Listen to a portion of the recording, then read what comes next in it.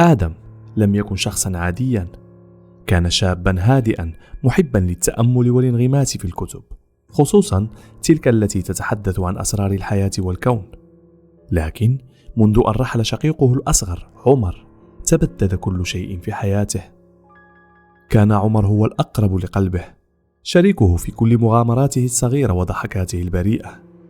لكن حادث السيارة المأساوي الذي أودى بحياته في ليلة مطيرة ترك جرحا عميقا في قلب آدم لا يلتئم. كان آخر من تحدث إليه عبر الهاتف قبل الحادثة، وأصبحت كلماته الأخيرة لعنة تراوده كل يوم: انتبه لنفسك، الطريق خطر. لكن التحذير لم يكن كافيا. منذ تلك الليلة بات آدم أسير أفكار لا تنتهي، يغرق في تساؤلات عن الموت وما وراءه، إلى أن جاءه صديقه القديم كريم برسالة غيرت حياته إلى الأبد. ذات ليلة جلس آدم في غرفته محاطا بالظلام والصمت المطبق، إلا من صوت عقارب الساعة التي كانت تحاول كسر حاجز السكون. فجأة رن هاتفه برسالة نصية من كريم: هل تريد أن تعرف ما يحدث بعد الموت؟ جرب الخروج من الجسد وسترى بنفسك. قرأ الرسالة أكثر من مرة، وكأنها دعوة من عالم آخر. تردد للحظة، لكن فضوله تغلب على خوفه. رد برسالة قصيرة: أنا مستعد. جاء كريم في منتصف الليل، يحمل حقيبة مليئة بالأغراض الغريبة: شموع طويلة، بخور برائحة ثقيلة، وكتاب بغطاء جلدي مهترئ يحمل رموزا قديمة. جلس آدم على بساط قديم في منتصف الغرفة، بينما أشعل كريم الشموع ورتبها في دائرة محيطة به. خذ نفسا عميقا وركز، ما ستراه ليس للعقل الضعيف. بدأ كريم يتلو عبارات بلغة غير مفهومة، وكأنها همسات خرجت من كتب منسية. شعر آدم فجأة بثقل في جسده، بينما روحه أصبحت خفيفة وكأنها تنزلق من جسده كنسمة باردة. فتح آدم عينيه ليجد نفسه في مكان مختلف تماما. لم يكن في غرفته بعد الآن، بل في فضاء شاسع يغمره ضباب رمادي كثيف. تحته أرض متشققة وكأنها بقايا عالم محترق. السماء فوقه كانت سوداء، مليئة بومضات خافتة تشبه عيونا تراقب من بعيد. الهواء كان ثقيلا، وكأنه مليء بأصوات خافتة تتهامس بكلمات غير مفهومة. أين أنا؟ همس آدم، لكن صوته لم يبدو له حقيقيا. ثم ظهرت في الأفق كائنات تتحرك وسط الضباب، ظلال داكنة تطول وتتمدد كأنها كوابيس تجسدت.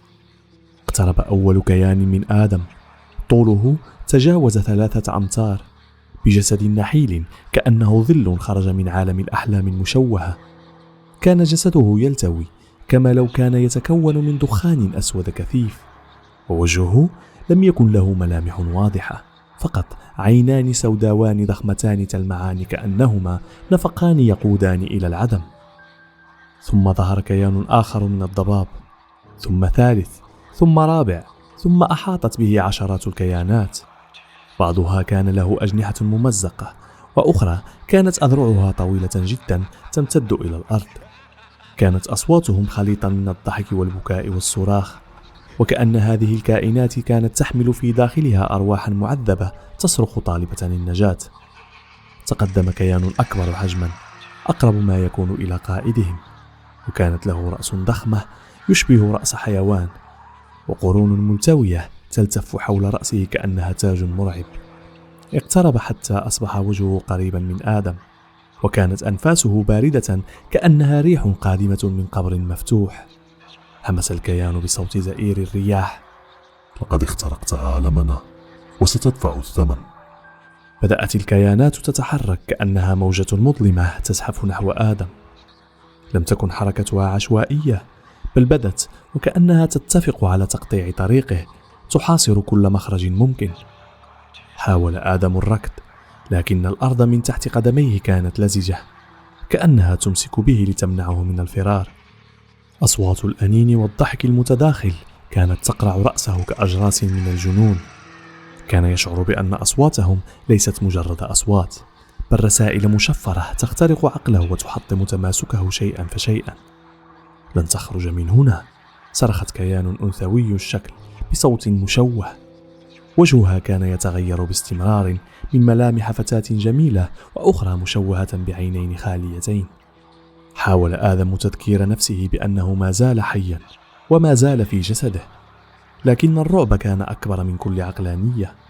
رأى من بعيد ضوء خافت يشبه بوابة، ربما كان مخرجا أو هكذا أقنع نفسه. اندفع آدم بكل قوته نحو البوابة، لكنه شعر بجسد الكيانات تلتف حوله كأنها أذرع من الظلام. كان يشعر بملمسها البارد على أطرافه، كأنها تحاول أن تسحبه إلى قاع لا نهاية له. أعدني إلى جسدي، صرخ بأعلى صوته، لكن الصدى كان يمزق أذنيه كأنه يردد همسات من عالم آخر. ثم حدث ما لم يكن في الحسبان.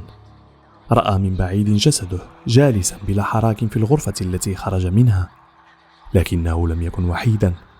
كان هناك كيان يجلس مكانه، يشبهه بشكل مرعب، لكنه يحمل ملامح خالية من الحياة، وكأنه ظل يسكن جسده. هذا جسدي، صرخ آدم، لكن الكيان ابتسم ابتسامة مشوهة قبل أن يلتفت ويهمس بصوت مخيف: لقد تأخرت. شعر آدم بأن الوقت ينفد. إذا لم يعد الآن سيبقى عالقا إلى الأبد في هذا الفراغ. جمع كل ما تبقى من قوته واندفع نحو جسده. رغم أن الكيانات حاولت منعه، شعرت وكأنها تمزق وعيه من الداخل، لكنه لم يتوقف. اندفع آدم بكل قوة، وشعر وكأنه يسقط من ارتفاع شاهق لا نهاية له. كان سقوطه مليئا بالألم، وكأن كل ذرة في روحه تحترق. فتح عينيه فجأة وهو يلهث بقوة. العرق يتصبب من وجهه، وقلبه يخفق بعنف كاد يسمعه كضربات طبول في أذنيه. أخذ عدة أنفاس عميقة محاولا استيعاب ما حدث، لكنه شعر بشيء غريب. الغرفة بدت طبيعية، لكنه لم يشعر بأنه كامل. كان جسده يبدو وكأنه فارغ من الداخل، وكأن جزءا من روحه لم تعد أبدا. عندما نظر إلى المرآة رأى انعكاسه، لكن ما رآه جعله يتراجع مرعوبا. كان يرى ظلا خفيا يقف خلفه، عينيه الواسعتان تحدقان فيه دون أن تطرفا. هل عدت حقا؟ سأل نفسه بصوت مرتجف، لكنه لم يجد إجابة. مرت سنوات طويلة منذ تلك الليلة، لكن آدم لم يكن كما كان أبدا. في شوارع المدينة كان الناس يرونه كظل لرجل كان موجودا يوما ما، شاحب الوجه، متسخ الثياب، عيونه جاحظة ومحاطة بهالات سوداء كأنه لم ينم لعقود. كان يهيم في الشوارع بلا وجهة، يتحدث إلى نفسه، يهمس بكلمات غامضة: لقد رأيتهم، لن أعود كما كنت، الباب لم يغلق بعد. كان الأطفال يخافون منه والناس يبتعدون عنه، لكن آدم لم يكن يرى أحدا، بل كان يرى تلك الكيانات تحوم حوله في كل مكان، تتبع خطواته، تهمس له: ما زلت هنا، لن تهرب. أصبح آدم أسيرا لتلك الليلة، وكأن روحه انفصلت عنه تماما وبقيت عالقة بين العوالم. في إحدى الليالي الباردة عثر على آدم جالسا عند زاوية شارع مهجور، مبتسما ابتسامة باردة، عينيه فارغتان من أي حياة. تمتم بكلماته الأخيرة: أنا فتحت الباب ولم أستطع إغلاقه. ثم أغمض عينيه للأبد، لكنه لم يكن مرتاحا، بل بدا وكأن جسده أخيرا فارق العالم، لكن ظله بقي.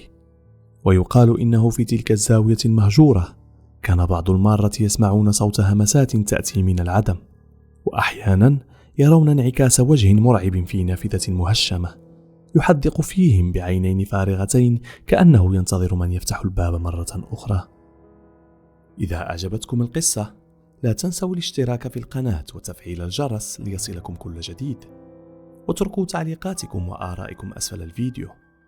حتى نلتقي في قصة أخرى، السلام عليكم ورحمة الله تعالى وبركاته.